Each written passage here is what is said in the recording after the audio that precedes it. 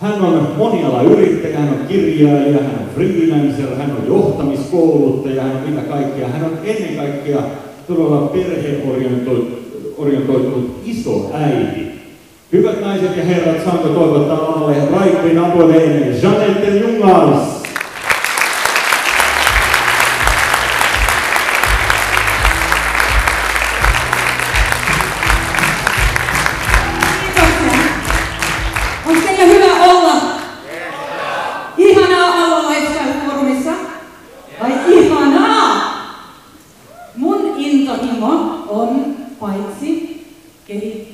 Itseäni ja muita, niin se on myös antaa työkaluja teille.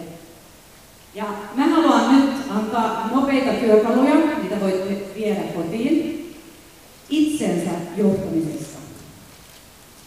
Koska tiedätte, kuka on se vaikein ihminen johdata. Ihan oikein, sinä itse.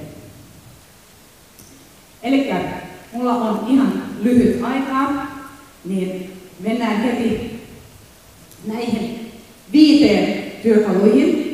Ja jos haluatte kirjoittaa, niin kynä esiin. Ensimmäinen työkalu on, että teidän pitäisi löytää joku sana, mitä te käytätte aina, kun jotakin tapahtuu, tai joku tekee jotakin sulle, tai te tiedätte kaikki, että näitä olosuhteita, ne vaan tapahtuu, eikös vaan? Niin löytäkää yksi oma sana, mitä sä aina käytät, koska yleensä me reagoimme liian nopeasti. Ja mun esimerkki on, että tarvitse käyttää sitä, mutta mielenkiintoista. Ja te miehet tässä, niin te voitte miettiä vähän, että sanokaa nyt, että vaimosi tulee kotiin ja on niin kuin kädet täynnä, kalliita merkkivaatteita. Ja mä tiedän ihan, että teidän ensimmäinen reaktio olisi, miten piip piip, sä oot voinut mennä ostamaan noin piip piip vaatteita, mutta tämän päivän jälkeen te sanotte vaan, mielenkiintoista. Ja myös te naiset täällä, jos mies on sanonut, että okei, mä lähden 1 oluelle, sitten se tulee vasta 5 aamulla kotiin, ihan käynnissä.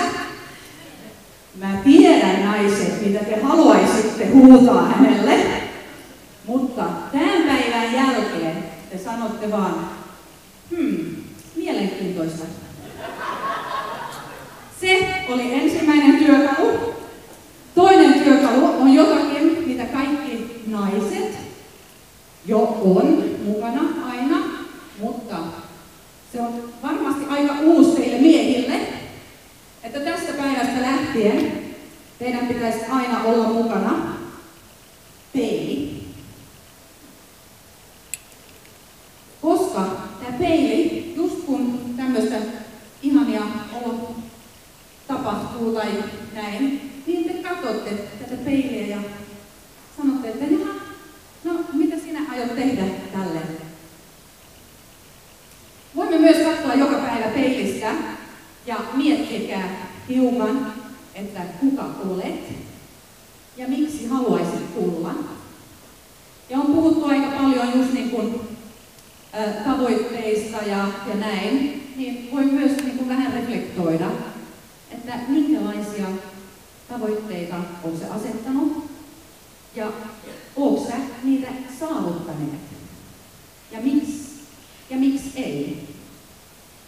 Että peili on aina hyvä ja voitte myös, koska se vastuu, se on aina täällä, ei missään muualla. Siksi peili on paras työkalu meille kaikille.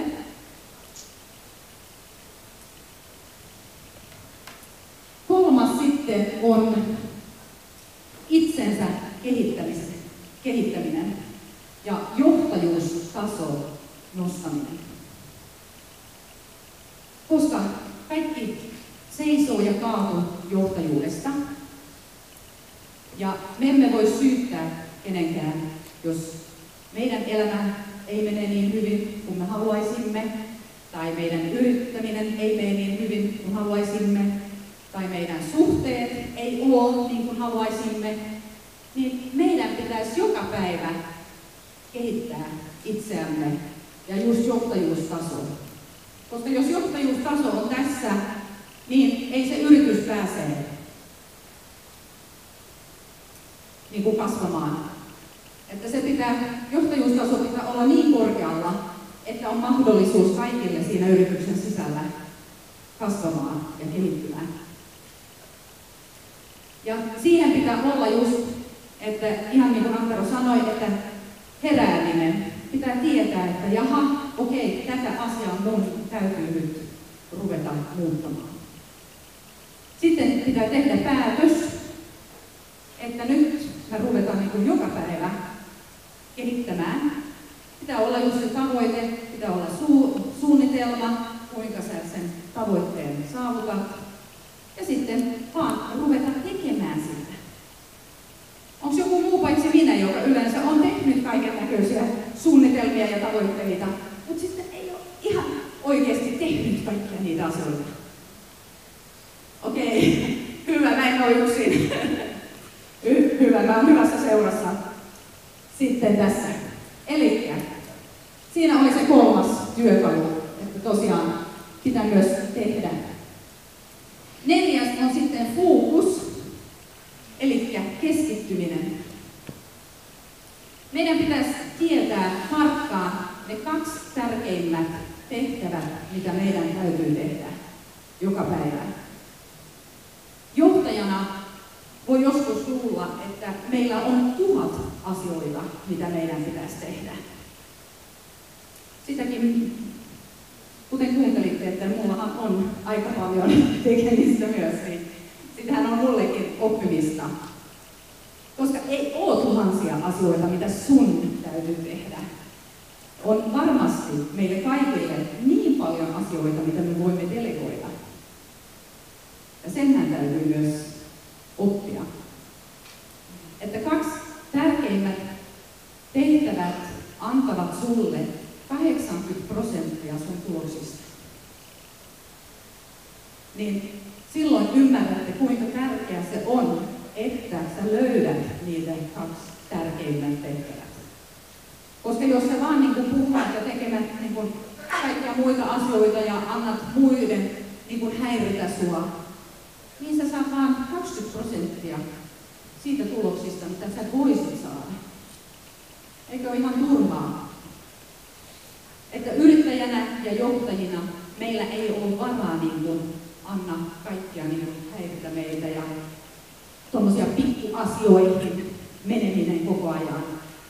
Ne 2 tärkeimmät ne on yleensä sen, että miksi sun yritys on olemassa. Mitä lisäarvoa sä tuot muille. Että siinä sä varmasti löydät sen tärkein tehtävän. Ja kuuntele ihmisiä. Että se kuuluu myös siihen niin kuin johtajuustason nostamiseen. Että yleensä haluamme niin kuin kertoa meidän omat mielipiteet aina, mutta tulee paremmaksi siinä, että sä kuuntelet muiden mielipiteitä. Koska siitähän voi oppia tosi paljon. Sitten 5. työkalu, se on tommonen ihana sana kuin itsekuri. Eikö ole ihanaa? Ihanaa ja vaikeaa, mutta ilman itsekuria ei pääse mihinkään. Jos olet laittanut niitä tavoitteita ja suunnitelmia ja kaikkia ihania asioita, sä tiedät, mihin sä oot menossa ja miksi sä oot menossa sinne, mutta ilman itsekuria et pääse sinne. Itsekuria vaaditaan just, että tekee ne 2 tärkeimmät asiat joka päivä. Vaikka tunteet ei ole mukana, vaikka kukaan muu ei niin kuin tukee sua ja rohkaisee sua ja näin. Vaikka minkäänlaisia olosuhteita on, vaikka minkäänlaista niin tapahtuu sun ympärillä, niin itsekuri vie sut eteenpäin askel askeleeltaan. Niin sehän on tosi tärkeää muistaa, että sillä pääsee eteenpäin. Mullahan on standi siinä ulkopuolella, sinne voi tulla myös kuuntelemaan naisverkostoa Naisnet, mitä mä oon perustanut. Se auttaa niin kuin naisjohtajia, naisyrittäjiä ja naisia yleensä eteenpäin. Ja siihen voi tulla mukaan. Sitten mulla on, tässä oli nyt ruotsinkielinen, se löytyy suomen kielelläkin. Siinä Olet johtaja, olet joku, mun ensimmäinen johtajuuskirja. Tässä on paljon näistä työkaluja myös ihan jokapäiväiseen. Sitten voi myös ennakkotilata mun seuraava kirja, joka julkaistaan heinä-elokuussa. Ja se tulee englanniksi vaan nyt alussa. Se on Excellent Leadership, 16 Strategies and Qualities. Että sekin voi siellä. Ja sitten kun olette yrittäjiä, niin jos teillä ei ole semmoinen mobiiliaplikaatio tai app, mitä se kutsutaan, niin tulkaa sinne keskustelemaan ja jättäkää teidän käyntikortit, niin me otamme yhteyttä. Koska nyt on mahdollisuus jokaiselle saada ihan hyvällä hinnalla teidän yritykselle oma applikaatio. Toivottavasti saitte jotakin ja muistakaa sen, että ei ole väliä kuinka monta hyviä puheita te kuuntelette. Pääasia on, että teette jotakin, kun tulette kotiin sitten, koska se on se, joka vie teitä eteenpäin. Mutta ihanaa, että olette täällä ja tässä me tämmöisiä tiloja me tarvitaan, että voimme saada vähän inspiraatioa, että voimme verkostoitua, tavata uusia ihmisiä ja näin. Niin se on tosi ihanaa ja kiitos Lifestyle Forumia, että te järjestätte tämmöisiä ihania tilaisuuksia meille kaikille. Oikein hyvää päivänjatkoa kaikille.